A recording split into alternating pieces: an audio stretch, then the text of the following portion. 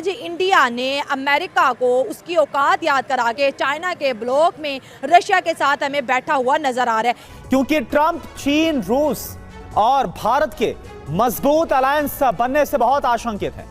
India जा रहा है, वो जाकर किसी के साथ कोई $बिलियन में डील करेगा। पाकिस्तान जो है वो जाकर कर्जा मांगेगा। तो मुझे बताएं कि दोनों की कटोरा तो नहीं साथ लेकर। मोदी जी के लिए तो जी बड़ी लाइटें लगाई गई हैं, बड़ी डेकोरेशन की गई है, वो भी हम सोशल मीडिया पर देख रहे थे। देखें कि पाकिस्तान के भी लोग गए हैं लेकिन उस तरह का वेलकम नहीं मिला। अब यहाँ एक सवाल यहाँ पे ये भी बनता है कि क्या इंडियन प्राइम मिनिस्टर और प्राइम मिनिस्टर शहबाज शरीफ की कोई मुलाकात होगी, कोई हैंडशेक होगा? कि अमेरिका इस वजह से परेशान है, यानी हमारी तरक्की उससे बर्दाश्त नहीं हो रही। हम भीख मांगते हुए अच्छे लगते थे। लग रहा था जैसे कि ये कोई बचपन के दोस्त हैं और आपस में बिछड़े हुए हैं और आपस में मिले हैं, तो उन्होंने एक जश्न मनाया। डियास्पोरा था, उसने इतने कमाल से वेलकम किया है और भारत माता की जय के नारे लगते हुए हम लोगों को दिखाई दिए हैं। और वज़ीर आज़म शहबाज शरीफ दौरे चीन पर तियानजिन पहुंच गए हैं। अगर हम यूरोपियन कंट्रीज की बात करते हैं तो वो भारत के सपोर्ट में आ रहे हैं। इंडिया जो है ना, अमेरिका कुछ भी नहीं है असल में। हमने अमेरिका को सर पे बिठाया हुआ है, अमेरिका ये है, अमेरिका वो कर देगा, सुपर पावर है। हालांकि सुपर पावर अभी अमेरिका नहीं है।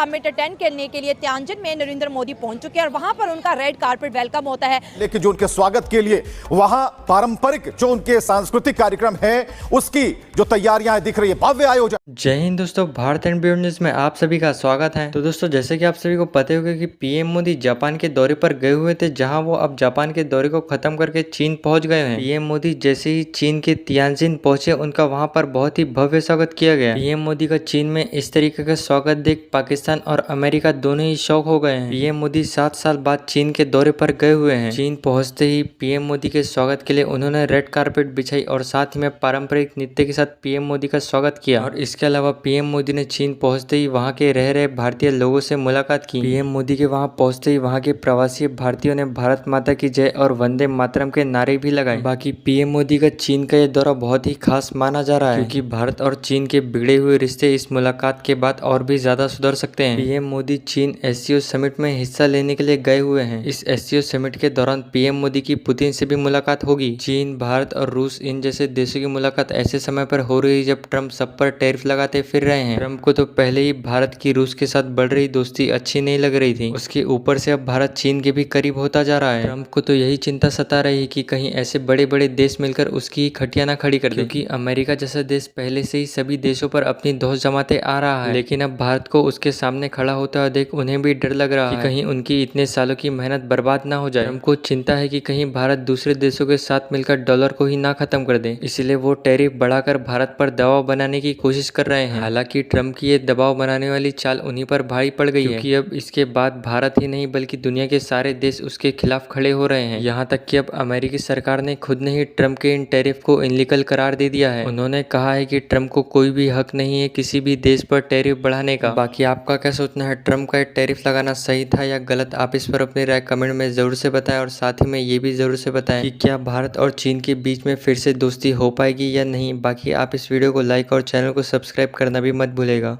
एससीओ समिट अटेंड करने के लिए तियानजिन में नरेंद्र मोदी पहुंच चुके हैं और वहां पर उनका रेड कारपेट वेलकम होता है, फूलों का गुलदस्ता पेश किया जाता है। और हैरत की बात यह है कि कहीं से भी नहीं महसूस हो रहा था कि इंडिया और चाइना किसी ज़माने में एक दूसरे के एनिमी थे।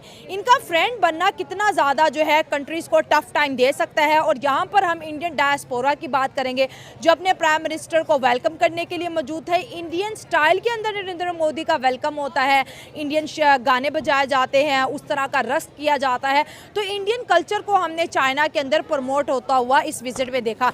एससीओ में देखिए 10 कंट्रीज़ के हेड ऑफ स्टेट है। पाकिस्तान की तरफ से शहबाज शरीफ साहब भी जा रहे हैं और ये एक बड़ी डेवलपमेंट ये है कि इंडिया और पाकिस्तान एक जंग के बाद एक दूसरे के आमने सामने हैं। चाइना पाकिस्तान का फ्रेंडली कंट्री है और इंडिया का फ्रेंडली कंट्री बनने जा रहा है। और क्या ट्रंप को ये बर्दाश्त होगा कि जिस चाइना को काउंटर करने के लिए वो इंडिया को अपना न्यूट्रल पार्टनर समझता था, अपना बेस्ट अलाय समझता था, आज इंडिया ने अमेरिका को उसकी औकात याद करा के चाइना के ब्लॉक में रशिया के साथ हमें बैठा हुआ नजर आ रहा है। इस एससीओ समिट से वर्ल्ड पॉलिटिक्स में कितना बड़ा चेंज आएगा। और नरेंद्र मोदी को शी जिनपिंग की जानिब से एक सीक्रेट लेटर भी भेजा गया, जिसको पढ़ने के बाद दिल्ली सरकार ने फैसला किया कि मोदी साहब एससीओ को अटेंड करेंगे। क्योंकि अगर रिकॉर्ड देखा जाए 10 एससीओ समिट में से मोदी साहब ने सिर्फ 2 ही अटेंड किए और बाकी सबको इग्नोर किया। एकदम से एससीओ इंडिया सरकार के लिए इतना इम्पोर्टेंट क्यों हो गया और चाइना और इंडिया एक कुछ बड़ा प्लान करने जा रहे हैं उस लेटर के मुताबिक जो कि ट्रम्प को कभी गवारा नहीं होगा। इंडिया और चाइना जो है वो अपने जाती मफाद को पीछे छोड़ के कंट्री के लिए सोचते हैं और देखिए आज वो बात प्रूव हुई या नहीं। मोदी जो है वो जा रहा है चाइना और चाइना ने वेलकम कैसा किया है। अब इस चीज़ को देखें कि रेड कारपेट पे प्रॉपर जैसे कि किसी एक बड़ी स्टेट का कोई जो है सदर आपकी तरफ आ रहा है तो आप देखें कि पाकिस्तान के भी लोग गए हैं लेकिन उस तरह का वेलकम नहीं मिला। अब यहाँ पे पॉइंट की बात ये है कि जो बंदा दिल्ली किसी के घर जाएगा उसकी इज्जत नहीं रहेगी। हमारे जो प्राइम मिनिस्टर हैं या हमारे जो कोई वज़ीर ख़ारजा है, वज़ीर दाखिला है या जो भी है, इनको जब कोई काम नहीं मिलता ये टूर करते हैं और चाइना निकल जाते हैं। वहाँ पे जाके कहते हैं बी बी की आवाज़ मशीनें देनी थी, ठीक है, इस तरह की बात होती है। लेकिन आप देखें कि मोदी आई थिंक सो कि कोई 8-10 साल के बाद गया हुआ है, 7 साल के बाद चाइना गया तो देखें फिर उसको उस तरह की इज्जत भी मिली, पजीराई भी मिली। यही एक चीज़ है कि जब आप बार बार किसी के घर जाएंगे तो आपकी इज्जत खत्म हो जाएगी। और यहाँ पे मज़े की एक बात यह भी है कि शायद कोई अंदर खाते का, जैसे पाकिस्तान में एक खाता आया था उसे हमारा तख्ता उलट गया था, इंडिया के अंदर भी एक खाता है चाइना की तरफ से। अब वो खात जो है सीक्रेट एक लेटर है, उस सीक्रेट लेटर पे पता नहीं क्या लिखा हुआ है, बट मुझे लगता है कि कहीं ना कहीं दोनों कंट्रीज मिलकर किसी तीसरे कंट्री को, स्पेशली ट्रम्प को जो है ना टफ टाइम देने वाले हैं। मतलब आप समझते हैं कि कहीं ना कहीं एससीओ को ज्वाइन करने के पीछे वो लेटर भी हो सकता है जो शी जिनपिंग ने नरेंद्र मोदी के नाम लिखा था और वो लेटर की कहानी ये थी कि आज मोदी चाइना में पहुंच गया। देखिए दो बड़ी पावर्स हैं चाइना और इंडिया जो दोनों एक दूसरे के खुले दुश्मन हैं। आज ट्रम्प की पॉलिसी की वजह से दोनों हैंड ज्वाइन कर रहे हैं, दोनों अपनी ट्रेड मार्केट को इन्हांस करते हुए नज़र आ रहे हैं।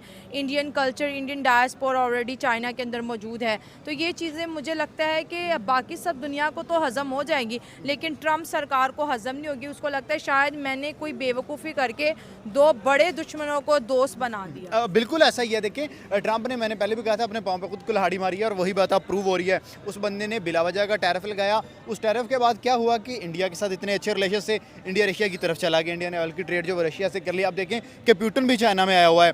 तो यहाँ पे जब चाइना के आला हुक्मरान हो गए, उसके बाद इंडिया के हो गए, पुतिन हो गया, जब इनकी आपस में मुलाकात होगी तो भाई इंटरनेशनल लेवल पे ये बहुत ज़बरदस्त डील्स करेंगे अपनी कंट्रीज़ के लिए। और देखें कि आपने कहा कि ये दोनों एक दूसरे के दुश्मन, इंडिया और चाइना, नो डाउट इनकी कारगिल के एरिया में जंग भी लगी, इन लोगों ने एक दूसरे के वीज़ा बंद किए हुए थे। उसके बाद आप देखिए वीज़ा भी दोनों कंट्रीज की तरफ से ओपन, वीज़ा खुल गया है। उसके बाद ट्रेड जो है वो स्टार्ट हो गई है। उसके बाद जब मोदी चला गया है चाइना के अंदर तो पीछे क्या बचा है।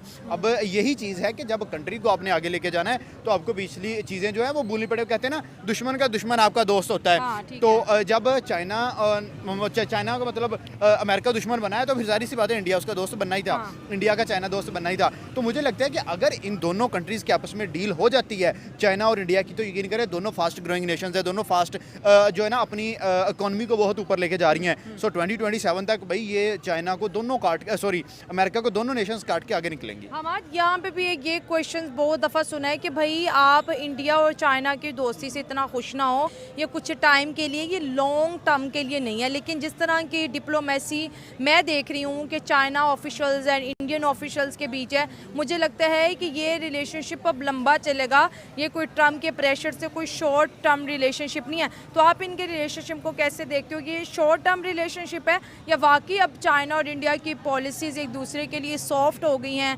बड़ी इनके अंदर कोई लचक देखने को नहीं। देखें यहाँ पे मैं पॉइंट ऑफ व्यू ये रखता हूँ कि भाई इन दोनों की रिलेशनशिप जो है वो बहुत लंबे अरसे तक चलेगा, लेकिन हम इसको दोस्ती नहीं कहेंगे। ये दोनों कंट्रीज़ के जो है मफादात जुड़े हुए हैं। चाइना के इंडिया से जुड़े हैं। इंडिया, चाइना को पता है कि उनकी, चाइना भी 25 करोड़ आवाम को अपनी हर चीज़ एक्सपोर्ट कर रहा है, वहाँ पे 150 करोड़ आवाम है और इंडिया जो है वो भी चाइना को देगा। तो इन जैसी बड़ी कंट्रीज़ होती है ना, देखें हमेशा एक बात होती है कि नीचे वाले लोग जो हैं वो कॉम्पिटिशन करते हैं और ऊपर वाले लोग जो हैं वो आपस में कोलैबोरेशन करते हैं। इंडिया और चाइना ने किया आपस में कोलैबोरेशन और इस कोलैबोरेशन को ये बहुत लंबे अरसे तक लेके, इनकी जंग भी हो जाए, इनके मसले भी चल जाए, इनके वीज़े भी बंद हो जाए, लेकिन उनकी ये कोलैबोरेशन बंद नहीं होगी। आप देखें कि लोग कहते हैं कि चाइना पाकिस्तान का बहुत अच्छा दोस्त है, मैं नहीं मानता दोस्त है। क्यों? उनकी इन्वेस्टमेंट है सिर्फ हमारे अंदर, वो अपनी इन्वेस्टमेंट को हमेशा बचाते हैं। इंडिया और पाकिस्तान की जंग लगी तो चाइना उस तरह सामने नहीं आया। चाइना ने जहां पाकिस्तान में इन्वेस्ट किया, सी पैक पे हमला हो, मैं देखता हूं चाइना कैसे नहीं आगे आएगा।